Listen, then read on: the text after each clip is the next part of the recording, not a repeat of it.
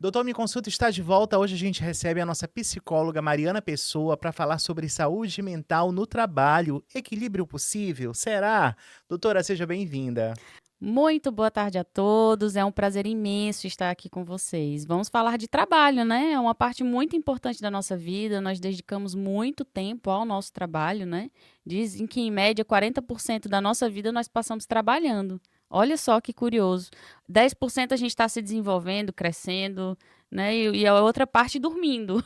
É Então verdade. a gente trabalha muito. Doutora, o que caracteriza um ambiente de trabalho saudável do ponto de vista emocional? Olha, um trabalho saudável é aquele em que você consegue se expressar, sabe, é uma parte importante da sua vida, porque você consegue se expressar através do seu trabalho, e é um meio que você consegue ter a sua subsistência, manter a sua subsistência. Então é o que você traz para a sua casa, é como você vive, é o que o teu trabalho te permite fazer. Quais são os principais fatores que afetam negativamente a saúde mental nesse ambiente, doutora? Olha, quando as pessoas começam a adoecer por causa do trabalho, elas já não sentem tanto prazer em fazer o que elas fazem. Elas começam a não querer ir trabalhar. Ir trabalhar já começa a ser muito pesado. Muitas pessoas têm crises para ir ao trabalho. E muitas vezes acontece ali uma situação de assédio entre um colega de trabalho e a pessoa, ou do chefe para a pessoa. Às vezes são metas muito surreais de serem atingidas. São pressões que você sofre e aí você acaba perdendo o gosto de trabalhar. E essa cobrança excessiva e metas agressivas impactam no bem-estar desse profissional também, né? Completamente. A pessoa ela já experimenta de níveis de estresse muito mais altos. Essa pessoa muitas vezes ela não consegue mais se desligar do trabalho.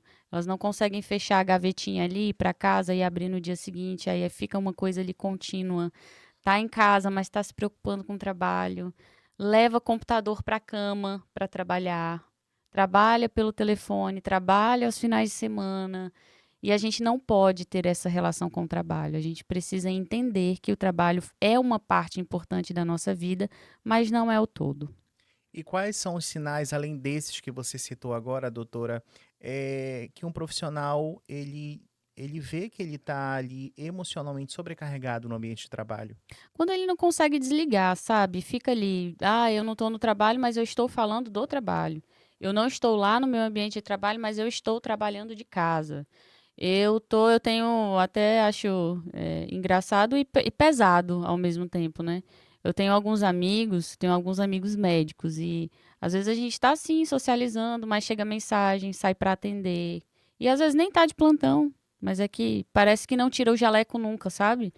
E isso é muito ruim para a vida da pessoa, porque a pessoa ela sente que ela não pode descansar e de fato ela não descansa. Fica ali 24 horas ligada e vivendo em função do trabalho, mas perde muito tempo com a família, com os amigos, perde muito tempo fazendo as coisas que gosta de fazer. Daí isso é muito ruim.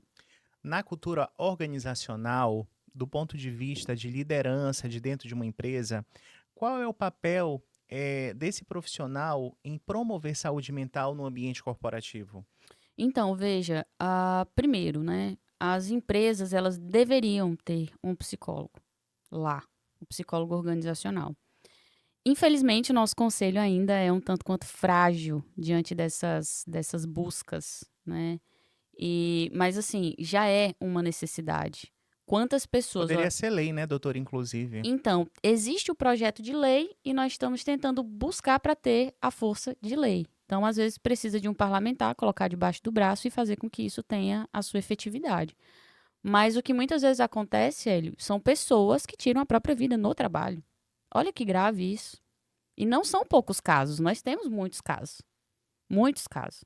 A gente vê absurdos aí no nosso dia a dia, desde grandes, redes de lanchonete que escravizam funcionários, impedem eles até de fazer necessidades fisiológicas. Sim. Por exemplo, né, a gente teve o caso aí do Burger King, que estourou nas redes sociais, dos funcionários que se fizeram xixi, né? Uhum. Porque não eram proibidos de sair do posto de trabalho porque não tinha ninguém para rendê-los, né? Sim. Isso é gravíssimo, Isso é doutora. gravíssimo, ó. A gente tem o caso aí do Burger King e tem o caso, por exemplo, em lojas. As vendedoras não podem sentar.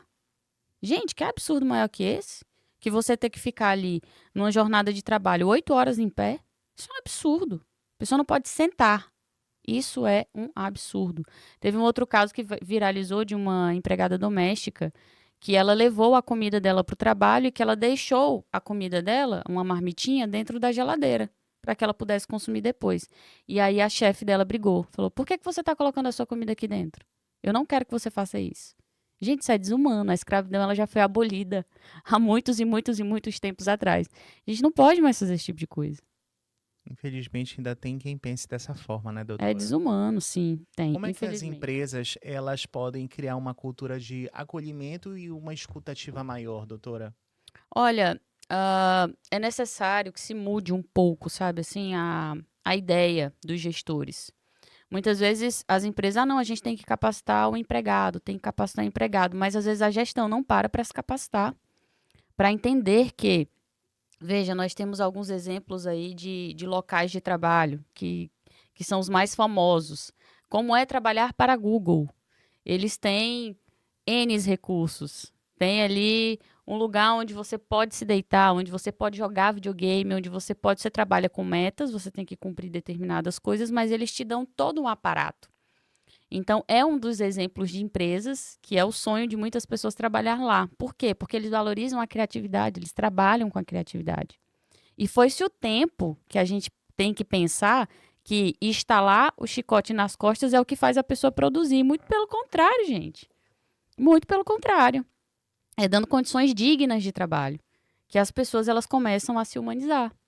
Olha, não é puxando sardinha não aqui para a Rádio Monte Roraima, mas aqui, doutora, a nossa diretora de programação, ela fez um cantinho de descanso para os profissionais após o almoço, com Que puff, maravilha, refrigerado, para as pessoas poderem descansar após o almoço, que legal. né? Eu acho que é por aí mesmo, é esse cuidado maior com o funcionário, com o colaborador, né? Afinal de Sim. contas, são eles que trazem resultado para a empresa, né, doutora? Exato, exato. Então, assim, qual é? A gente fala recurso humano.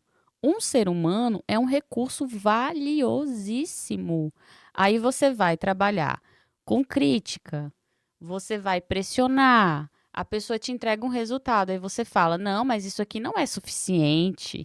As metas, muitas vezes, que as empresas traçam, não são realistas, nem um pouco realistas. Então, além da pessoa nunca atingir, isso ali vai cultivar nela uma frustração. O que que ela vai fazer? Vai desistir daquilo.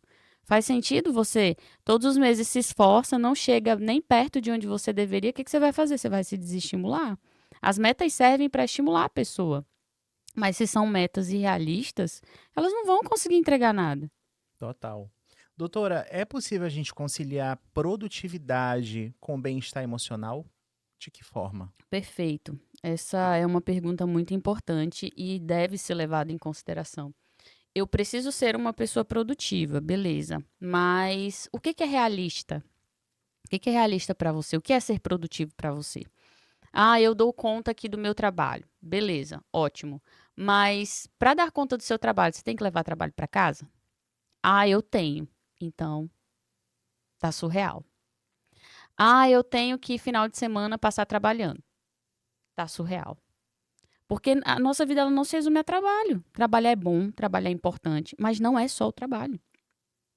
Nós temos que passar um tempo com os nossos familiares. Quantos pais e mães aí não viram seus filhos crescendo por terem que trabalhar tanto e que terceirizaram a criação dos seus filhos para outras pessoas? Nos dias atuais, você tem que ter babá? Muitas vezes você precisa porque você trabalha fora. Mas dá para dar a educação do teu filho para uma babá? Terceirizar a educação do teu filho para tua babá? Não dá, não dá. E quais são as atitudes individuais que podem ajudar a manter o equilíbrio entre vida pessoal e profissional? Limites. Limites. Quem não tem limite já parte pro burnout, né, doutora? Exatamente, limite. Nós temos que ter A limite. pessoa, ai, poxa, não tem nada pra fazer, eu vou trabalhar. Isso Já é um não é bom. saudável. É. Curiosamente, eu tenho uma Ai, paciente meu muito Deus. querida, muito, muito, muito querida mesmo. E é lá, doutora, eu amo tanto o meu trabalho, mas eu amo tanto, tanto, tanto, tanto, que assim, eu vou trabalhar de manhã e de tarde, aí quando eu chego à noite eu tomo um banho, aí eu vou fazer alguma coisinha, como, aí depois eu volto a trabalhar, tranquila, eu levo até meia-noite, 1 hora, e 6 horas da manhã eu tô no meu trabalho. Eu falo, meu amor, você quer peraí, eu não tenho bola de cristal não, mas eu vou pegar aqui uma pra eu fazer uma previsão aqui pra você. Você acha que vai aguentar desse jeito quanto tempo mais? Ah, doutor, é a minha vida toda. Eu falei assim, eu lhe dou 6 meses pra você ter uma estafa. Olhe, não sou vidente nem mãe de nada, mas precisa ser muito inteligente pra entender que isso não vai muito longe. É, Não tem condição. não tem rotina que aguente, Não né, tem, doutora? não tem cabeça, não tem corpo no mundo que aguente. A gente precisa do ócio. A gente precisa não fazer nada. O que você fez no final de semana? Nada. Hélio, final de semana, eu amo e valorizo muito comer à mesa. Muito, muito, muito, muito. Mas final de semana, eu como na minha cama se eu quiser. Eu tomo meu café da manhã na cama, acho ótimo. Acho o auge do bem-estar. É um luxo, É né, um doutora? luxo, pra mim é um luxo. É o meu pequeno luxo que eu me dou direito. Tomo café na cama. Ah, às vezes a gente pede alguma coisa e tá assistindo um filme, eu, Thelma e Lucas. Aí a gente pede um iFood, ai, vamos comer assistindo filme. E é ótimo. Então, assim, a gente se dá esse direito. Segunda a sexta-feira, estamos à mesa, final de semana a gente se permite. E aí eu não quero saber de nada. Não pego nem telefone. E acho ótimo, isso é ótimo. A gente precisa ter limite, porque tudo tem limite. Se você fica 100% focado na sua família durante anos e anos e anos e anos e anos e anos, dificilmente você não vai se escravizar em prol da sua família. Se você fica com o seu trabalho e não dá atenção a mais nada, você vai ser escravo do seu trabalho. Então, tudo tem que ter limite. Doutora, quais são as políticas ou benefícios mais voltados à saúde mental que são eficazes para as empresas? Olha, levar saúde mental aos seus trabalhadores é fundamental, porque hoje em dia o que mais está afastando as pessoas do trabalho são prejuízos na saúde mental. As pessoas elas deprimem, elas começam a fazer ali um tratamento, atestado inicial 30 dias, renovável por mais 30 e, quem sabe, mais 60. Então veja, como é que a gente previne isso? Eu tenho feito um trabalho incrível numa empresa aqui que é maravilhosa, de ir a essa empresa e conversar com os funcionários sobre as campanhas do mês. E é uma troca tão legal, eles se colocam, eles, olha, alguns deles já migraram para atendimento, para fazer mesmo terapia.